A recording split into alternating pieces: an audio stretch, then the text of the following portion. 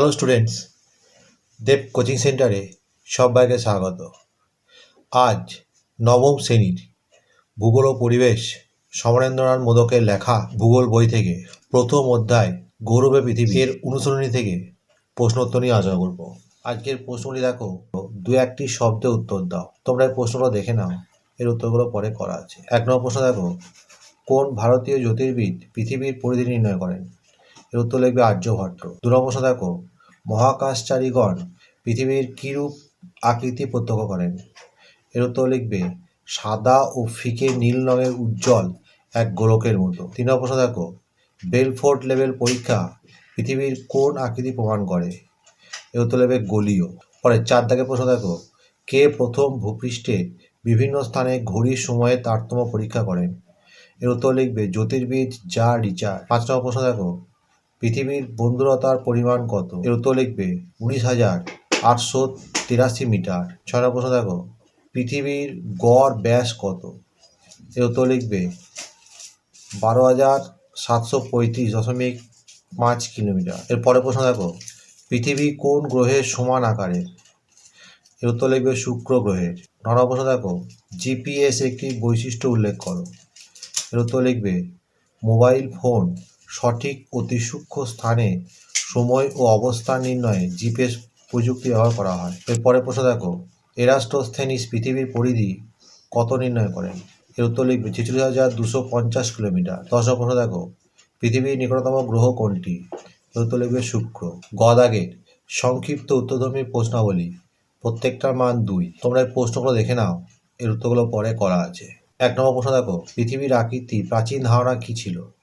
এর উত্তর লিখবে পৃথিবীর আকৃতি সর্বপ্রাচীন ধারণা হলো পৃথিবী গ্রীসে প্রাচীন যুগ, নিকট প্রাচ্যের ব্রোঞ্জ ও লোহা যুগ সভ্যতায়, হেলেনিস্টিক যুগ, ভারতের গুপ্ত যুগ এবং চীনের সপ্তম শতক পর্যন্ত দার্শনিক ও পণ্ডিতগণ ধারণা ছিল পৃথিবীর চ্যাপ্টা রুটির মতো ও টেবিলের মতো, যার উপর আকাশ এক বিশাল উপর করা পেয়ালা।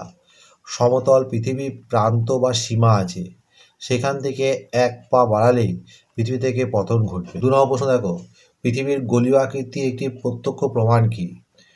এর উত্তর লিখবে মহাকাশচারী Yuri Gagarin, Valentina Tereshkova, Rakesh Sharma, Kalpana Chawla, Sunita Williams পৃথিবীকে প্রদক্ষিণের সময় শক্তিশালী দূরবীক্ষণ যন্ত্রের সাহায্যে দেখেন পৃথিবী দেখতে গোল ও মণ্ডলের মতো।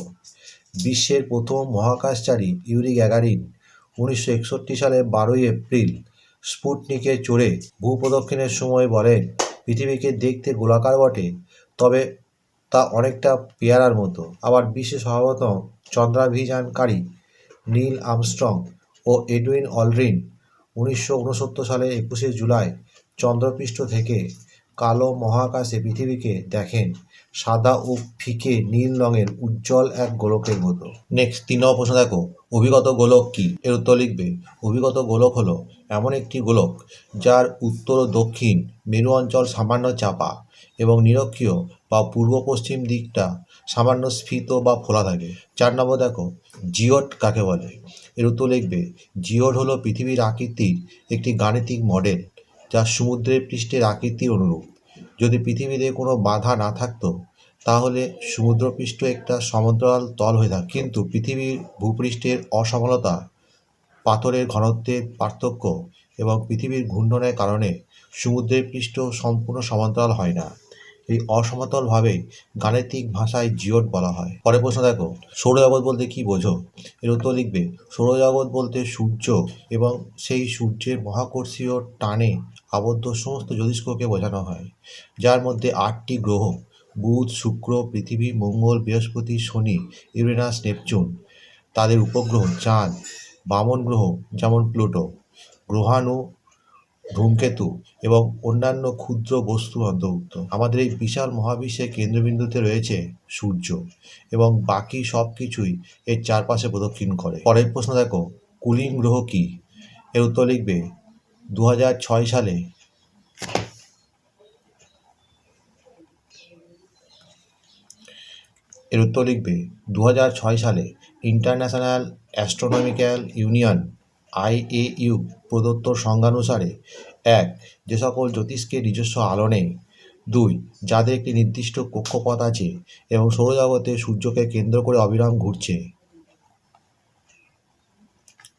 3. যা পর্যাপ্ত ভরযুক্ত, যা উৎস্থৈতিক ভারসাম্য বজায় রাখতে ও প্রায় গোলাকার আকৃতি পাওয়ার জন্য যথেষ্ট, যারা নিজেদের কক্ষপথের সন্নিহিত অঞ্চল থেকে অন্য সব মহাজাগতিক বস্তুকে সরিয়ে দিতে পারে তাদের কুলীন গ্রহ বলে। বর্তমানে সৌরজগতে মোট 8টি কুলীন গ্রহ রয়েছে। এরা আবার 2 প্রকার। 1. অন্তস্থ গ্রহ বুধ, শুক্র, পৃথিবী, মঙ্গল এবং 2. বহিস্থ গ্রহ বৃহস্পতি, শনি, ইউরেনাস, নেপচুন। পরে 7 নম্বর প্রশ্ন দেখো, বামন গ্রহ কাকে বলে?